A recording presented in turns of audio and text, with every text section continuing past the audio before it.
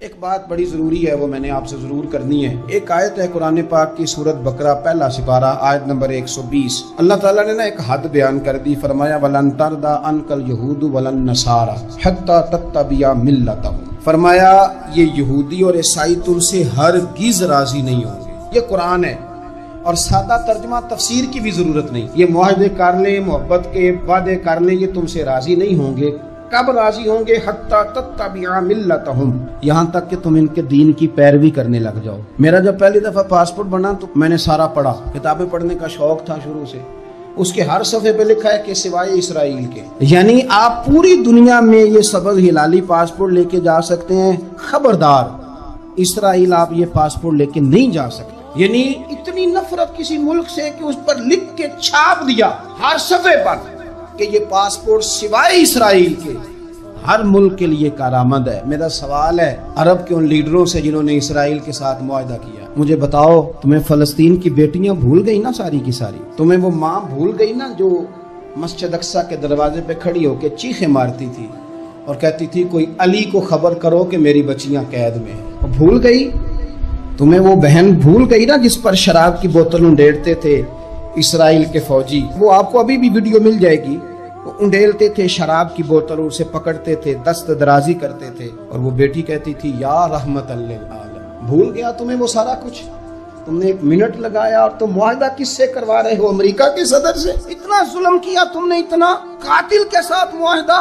کیا سمجھتے ہو فلسطین والوں کا کوئی والی وارث نہیں؟ سنو، میرے رسول کریم صلی اللہ علیہ وسلم نے فرمایا میرا کوئی مالدار امتی دنیا سے چلا جائے، پیسے جائیدادیں چھوڑ کے جائے تو اس کی اولاد میں بانٹ دینا، لیکن اگر اس کے ذمہ قرضہ ہو تو میرے پاس آ جانا، میں اپنے امتی کا قرض ادا کروں گا۔ جس کا کوئی وارث نہیں ہوتا مدینے والا اس کا وارث ہوتا ہے، میں قرض دوں گا اپنے امتی کا۔ کیا سمجھتے ہو فلسطینی لاوارث ہیں؟ صبح قیامت نبی پاک تم سے سوال کریں گے، تمہیں اللہ کے حضور حاضری دینی ہے۔ کیوں نہیں صلح کرتا اسرائیل فلسطین کے ساتھ؟ لبنان کے ساتھ دوستی کیوں نہیں کرتا؟ شام سارا کٹ گیا اسرائیل کی وجہ سے، آج تمہیں خیال آیا ان کے ساتھ معاہدہ کرنے کا؟ ہمیں سبق پڑھاتے ہو خدا سے ڈرو۔ اور پھر اقبال کہتے ہیں مسلمانوں سے مایوس نہ ہونا، حکمرانوں سے زیادہ امیدیں بھی نہ لگانا۔ وہ جو چھوٹے چھوٹے لوگ نکلے تھے نا صحرا سے، بظاہر غریب تھے، بظاہر ان کے پاس مال نہیں تھا، وہ خالد بن ولید جیسے، وہ سعد بن ابی وقاص جیسے، بظاہر ان کے پاس زیادہ اسلحہ نہیں تھا۔ اقبال کہنے لگے مایوس نہ ہونا، یہ نہیں کہنا بن کچھ نہیں سکتا، فرمانے لگے رات میں نے سنا ہے فرشتے آپس میں باتیں کر رہے۔ واہ اقبال، تیرا بھی انداز کتنا نرالا ہے۔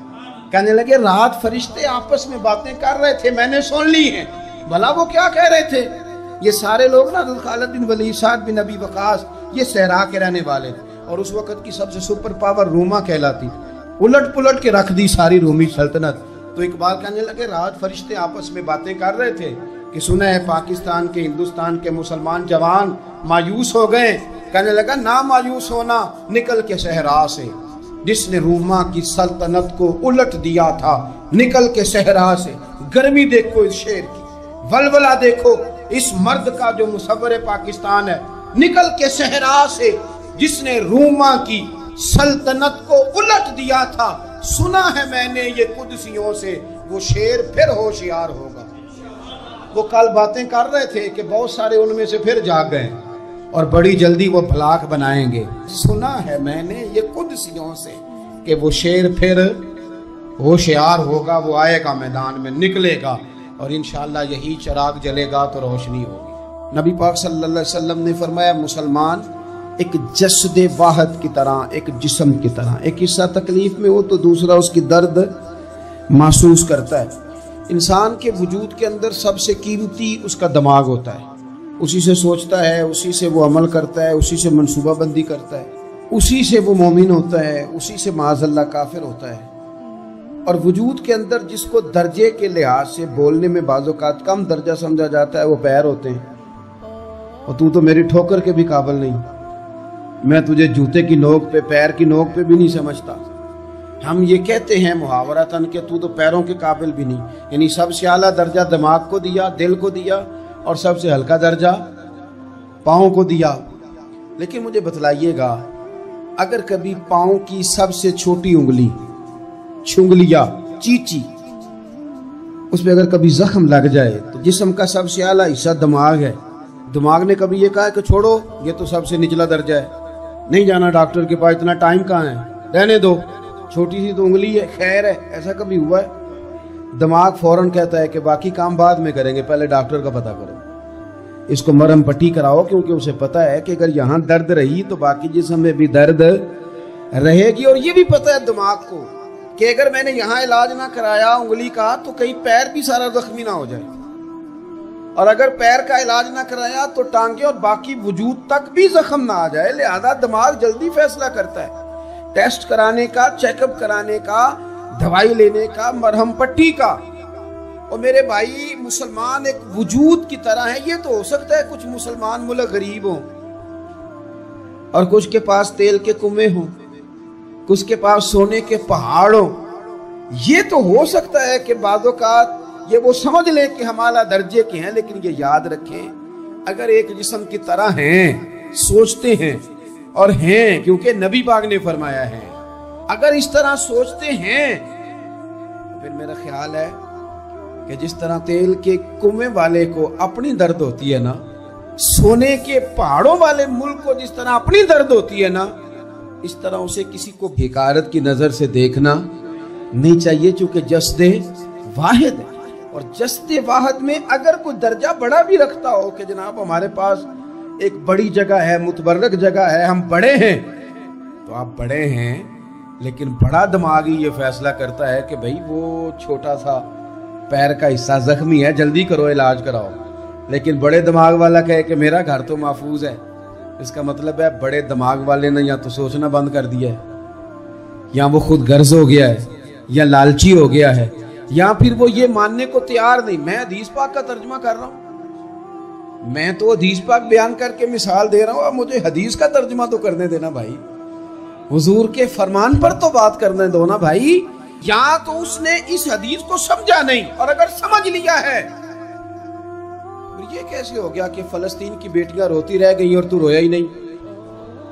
अगर तू जस्ते वाहद था तो जिस तरह तेरी बेटी रोए तो तू रोता है, इस तरह तुझे फलस्तीन की बेटी के रोने पर भी रोना चाहिए था, फिर तुझे फलस्तीन की बहन के रोने पर भी रोना चाहिए था। ये क्या बात हुई? हमने ना किसी को छोटा समझा, किसी को हकीर समझा। और भाई ये तेरा ख्याल है कि फलाना फलां है और फलाना फलां है। इकबाल कहते हैं अपनी मिल्लत पर कयास अक़वाम मगरिब से न कर, खास है तरकीब में कौम रसूल हाशमी, तू नबी पाक की कौम है। बैसियत मुसलमान सोचे मुसलमान। किसी ने पूछा था हज़रत सलमान फारसी से नाम क्या है, फरमाने लगे मेरा नाम इस्लाम है। कहा आपके वालिद का नाम, फरमाया इस्लाम। का दादा का नाम इस्लाम। आप फरमाने लगे तू कितने को सवाल पूछेगा, मैं कितने को जवाब दूंगा। सलमान का हर चीज ही मोहम्मद मुस्तफा का दीन है, मेरा सारा कुछ मेरे नबी पाक का दीन है। शुरू भी यही है, इख्तिताम भी यही है, यही मेरा सारा कुछ है। दास्ताने हुस्न जब फैली तो लामहदूद थी, और जब सिमटी है तो आका बस तेरा नाम होके रह गई। बस हम इतने कि हम हुजूर के गुलाम हैं। तो मुसलमान होके सोचे, बैसियत मुस्लिम की अपनी जिम्मेदारियों का एहसास करें। इकबाल ने कहा था मेरी जिंदगी का मकसद तेरे दी की सरफराज, मेरी जिंदगी का मकसद तेरे दी की, मेरी जिंदगी का मकसद तेरे दी की सरफराज, मेरी जिंदगी का मकसद तेरे दी की सरफराज, मेरी जिंदगी का मकसद तेरे दी। या रसूल अल्लाह मेरी जिंदगी का मकसद तेरे दी की सरफराजी। मैं इसीलिए मुसलमान, मैं इसीलिए नमाजी, मैं इसीलिए मुसलमान, मैं इसके लिए काम किस तरह करें, जद्दोजहद किस तरह करें। तो हमें कहा गया कुव्वते इश्क से हर पस्त को बाला कर दे, और दहर में इसमें मोहम्मद से उजाला कर दे, दहर में इसमें मोहम्मद से उजाला कर दे। इकबाल से पूछा, इकबाल इस काम में मदद कैसे मिलेगी, किस तरह आगे बढ़ेंगे? तो उसने कहा बाजू तेरा तौहीद की कुव्वत से कवि है, अल्लाह तेरी मदद करेगा, तुम मुवहिद है, रब को मानने वाला है। बाजू तेरा तौहीद की कुव्वत से कवि है, इस्लाम तेरा देश है, क्योंकि तू मुस्तफवी है, तो मुस्तफा करीम का मानने वाला है, तेरी मदद होगी हर मैदान में।